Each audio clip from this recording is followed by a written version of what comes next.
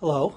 Today I want to talk about Utopia, Utopia, and specifically about the utopian tradition in Western culture and how this is connected with science and technology, all the developments that we've been talking about in this course.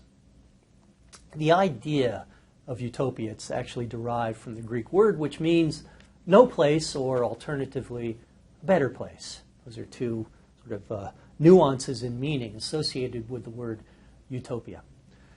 The idea itself as a kind of cultural concept emerged first with Sir Thomas More.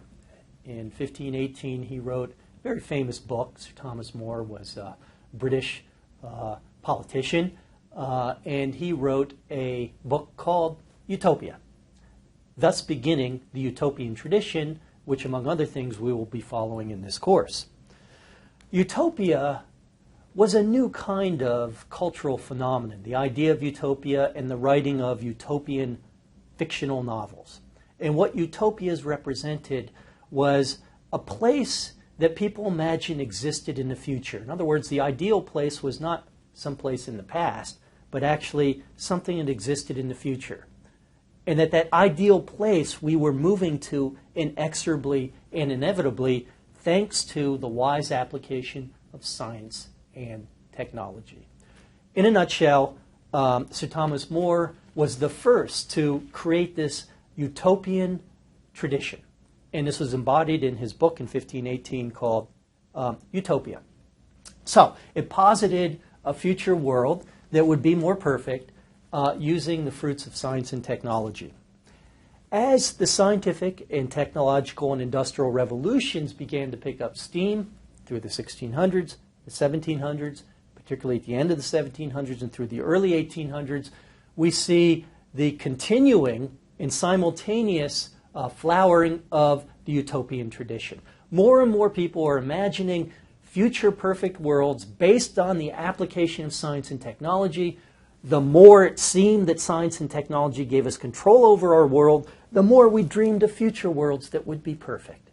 And indeed, politics began to reorient itself around the creation of utopias. This is the modern revolutionary tradition. It's no accident that the French Revolution was so enamored of science and technology, because for the French revolutionaries, science and technology would allow a reordering of society and the creation of a more perfect world in the future. Of course, if only you can get rid of all the old superstition, cut off the heads of all the people that are getting in your way, and then wisely apply in a rational fashion the fruits of science and technology. This utopian tradition, however, began to spawn a kind of counter-tradition.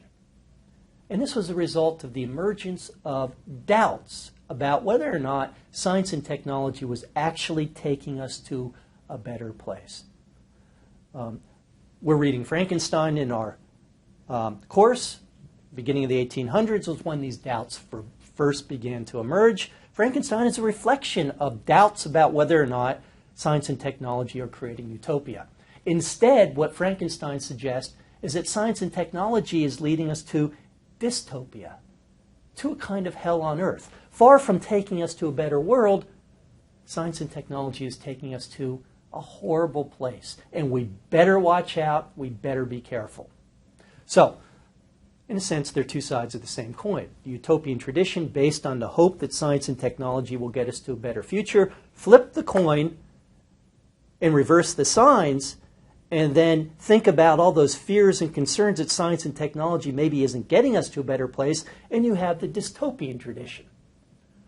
And all of you, I think, can appreciate the extent to which the dystopian tradition is embedded within our own culture alongside hopes for a better future, the utopian tradition. Hollywood, the evil scientist, is a cliche, really, a kind of dime a dozen evil scientists who figure prominently, Spider-Man and all sorts of other different kinds of places in science. We have George Orwell talks about 1984. This is a world where science and technology creates a kind of hell on earth.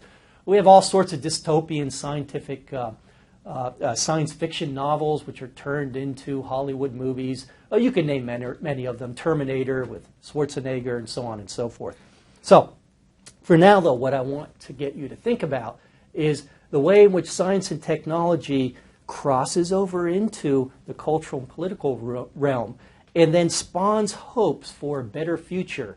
And that is embodied by the utopian tradition.